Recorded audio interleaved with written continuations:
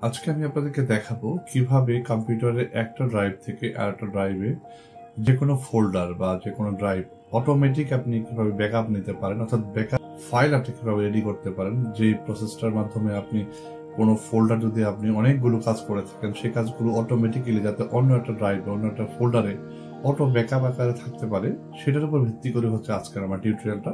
চলুন তাহলে সেই প্রসেসটা কিভাবে করবেন আপনি আপনার কম্পিউটারে উইন্ডোজ 7, উইন্ডোজ 8.1 এবং উইন্ডোজ 10 যারা ব্যবহার করছেন সবার জন্য এই প্রসেসটা প্রযোজ্য। তো আর দেরি করবো না, চলুন তাহলে শুরু করি আজকের টিউটোরিয়াল। এর আগে বলে নিয়েছিলাম যারা এখন পর্যন্ত চ্যানেলটা সাবস্ক্রাইব করেননি দয়া করে চ্যানেলটা সাবস্ক্রাইব করে নেবেন, আর যারা করেছেন তাদের সবাইকে জানাচ্ছি অসংখ্য ধন্যবাদ। চলুন তাহলে শুরু করি আজকের টিউটোরিয়াল। প্রথমে দেখেন আমি দুটো ফোল্ডার ক্রিয়েট করবো আপনাদের বোঝানোর জন্য। মূলত আমি এখানে একটা ফোল্ডার ক্রিয়েট করলাম অনগোয়িং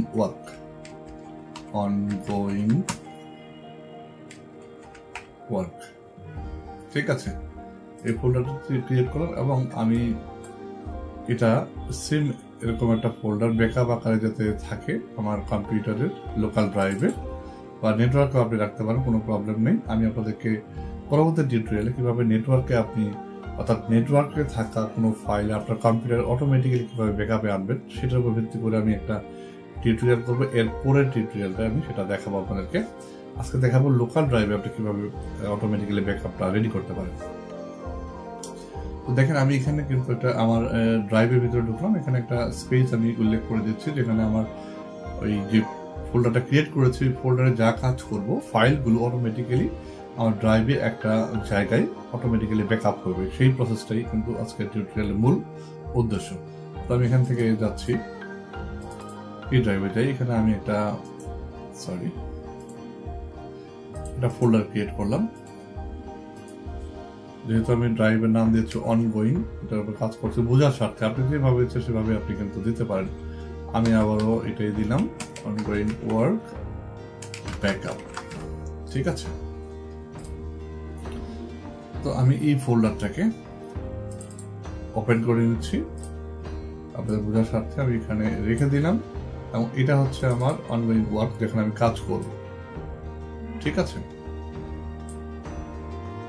তো আমি এই ফোল্ডারতে কিছু ফাইল আমি রেখে দিচ্ছি, সেখান থেকে আমি কপি করে নিলাম এইগুলো, কপি পেস্ট করে দিব। অর্থাৎ আপনি যে রিসেন্ট ফাইলগুলো কাজ করবেন যেখানে, সেগুলো আমি একটা এক্সাম্পল স্বরূপ দেখাচ্ছি আপনাদেরকে। আমি এতটুকু আশা করছি বুঝতে পেরেছেন। আমি এটা রেখে দিলাম। এখন আপনাকে যে কাজটা করতে হবে মূলত একটা যে কোনো একটা ছোট্ট কোডিং আপনাকে করতে হবে। আপনাকে আমি দেখিয়ে দিচ্ছি, আমি ভিডিও ডিসক্রিপশনে কোডটা দিয়ে দিয়েছি, সেখান থেকে আপনি কিন্তু কপি করে নিতে পারেন। আমি নোটপ্যাড ওপেন করছি, দেখেন বেশি কিছু না, এইটুকু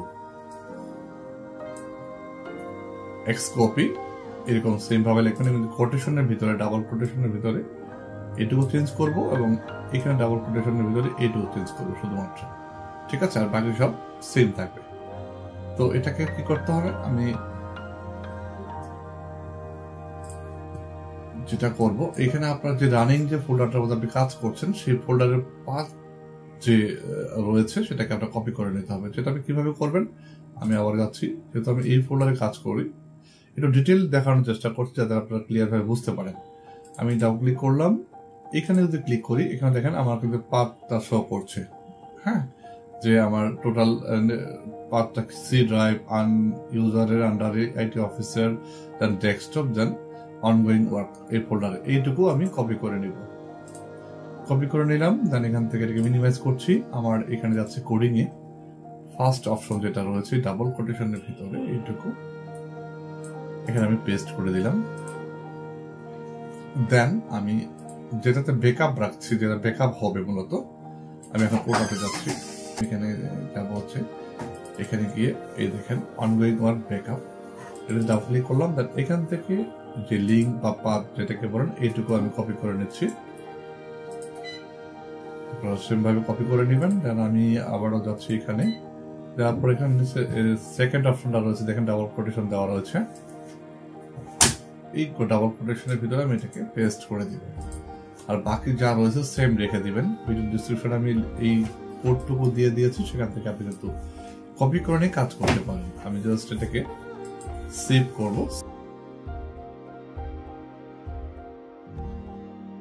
আপনাকে যেটা করতে হবে, সেভে দেওয়ার পর এখান থেকে একটা নাম দিবেন আপনার মতো করে, যে কি নামে আপনি এই কোডিংটা রাখতে যাচ্ছেন। একটা নাম দিলাম ব্যাকআপ .bat, অর্থাৎ অবশ্যই ফাইল নামের এক্সটেনশনটা হবে BAT। আমি ডেস্কটপ লিখে সিলেক্ট করে দিলাম, ডেস্কটপে সেভ করবো, দেন এখান থেকে সেভ ক্লিক করে দিচ্ছি। That's it. এখানে আমার কিন্তু হয়ে গেল। আমি এটাকে ক্লোজ করে দিচ্ছি। এখানে যে আমি একটা ফোল্ডার ক্রিয়েট করেছি অনগোয়িং ওয়ার্ক, আমি এটাকে অন করে দিচ্ছি।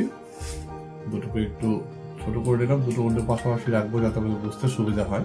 আমার কোডিং এর মূল বিষয়টা ছিল যে এই ফাইলগুলো অটোমেটিক্যালি এখানে গিয়ে সেভ হয়ে থাকবে। তো এখন আমি যদি ব্যাকআপ একটা ফাইল রেডি করেছি, এটার উপর ডাবল ক্লিক করি,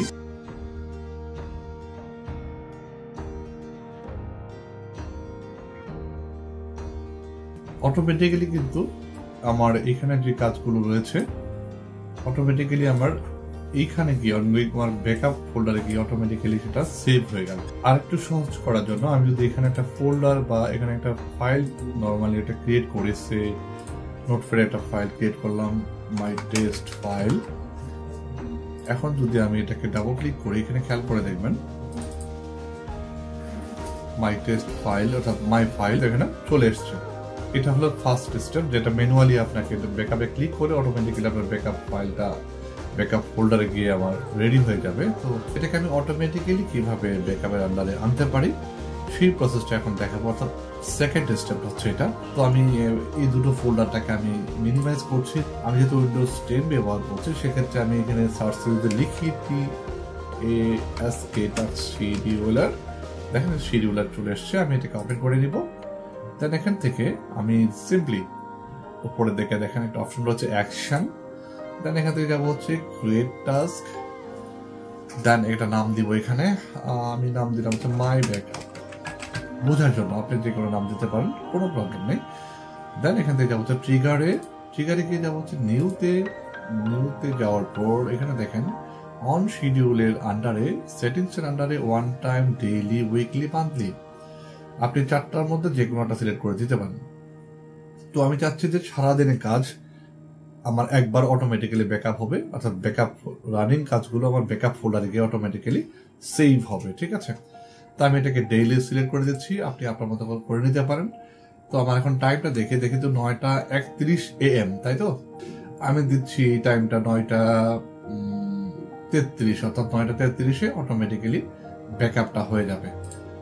9:33 AM বোঝার জন্য আপনি কিন্তু টাইম যে কোনো টাইম আপনি সিলেক্ট করে দিতে পারেন, নো প্রবলেম। আমি 9:33 দিচ্ছি আপনার বোঝানোর জন্য, ঠিক আছে? দেন এখান থেকে আর কিছু করবো না। আপনারা চাইলে এখানে র্যান্ডমলি দিতে পারেন, আপনি নিজের মতো করে ট্রাই করে দেখতে পারেন। আপনি যেভাবে যাচ্ছেন অনেকগুলো অপশন এখানে দেওয়া আছে, বা ঘন্টার পর 1 ঘন্টা পর যদি আপনি চান সেক্ষেত্রে কিন্তু আপনি এটা অ্যালাউ করে দিতে পারেন। আপনার এই নিচের শিডিউল রয়েছে অ্যাডভান্স সেটিংসের আন্ডারে। আমি এটাকে এখান থেকে ওকে দিচ্ছি। দেন আমি এরপরে যাবো হচ্ছে অ্যাকশনে। এটা হচ্ছে মেইন কাজ। অ্যাকশনে যাওয়ার পর আবার নিউতে যাব, এটাতে গিয়ে ব্রাউজে যাওয়ার পর ডেস্কটপে রেখেছি ব্যাকআপ নামে যে ব্যাট ফাইলটা, এটা আমি দেখিয়ে দিব যেটা রেডি করেছি প্রথমে। দেন ওকে, আমার কাজ শেষ। এখন আমি যেটা কাজ হবে, আমার অটোমেটিক্যালি ব্যাকআপটা হয় কিনা এটা দেখার ব্যাপার। আমার যেহেতু এইটা ব্যাকআপ ফাইল, এগুলো আমি ডিলিট করে দিচ্ছি। ব্যাকআপ এইগুলো আমার এই রানিং ফাইলগুলো অটোমেটিক্যালি আমার এখানে চলে যাবে ব্যাকআপটা, অর্থাৎ 9:33-এ দেখেন 9:33 বেজে গিয়েছে। একটু রিফ্রেশ যদি দিই,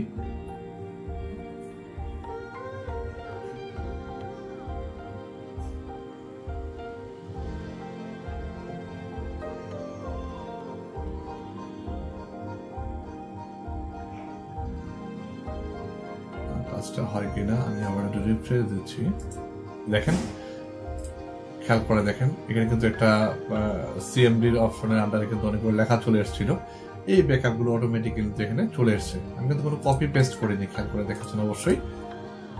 ঠিক আছে, তো এই প্রসেসের আন্ডারে কিন্তু আপনি আপনার মতো করে সার্ভার থেকে ফাইল কপি করতে পারেন। আপনার পিসিতে লোকাল ড্রাইভ থেকে লোকাল ড্রাইভে আপনার পিসি ডুপ্লিকেট ফাইল অটোমেটিক্যালি রেডি করতে পারেন। তো এই ছিল সিম্পল একটা প্রসেস। যারা করতে চান আশা করছি ভিডিও থেকে আমি যতটুকু পেরেছি ডিপলি আপনাদেরকে দেখানোর চেষ্টা করছি, যাতে আপনাদের বুঝতে অসুবিধা না হয়। যদি টিউটোরিয়ালটা ভালো লাগে অবশ্যই এটা লাইক এবং কমেন্ট করবেন। আর যদি কোনো প্রবলেম ফেস করেন অবশ্যই আমাকে কমেন্ট করে জানাবেন। আমাকে এনএডেক্স যদি সাপোর্ট আমার কাছ থেকে পেতে চান আমাকে অবশ্যই নক করবেন। আমি 100% আপনাকে এফোর্ট দেওয়ার চেষ্টা করবো। সেই পর্যন্ত ভালো থাকবেন, সুস্থ থাকবেন। Thanks for watching.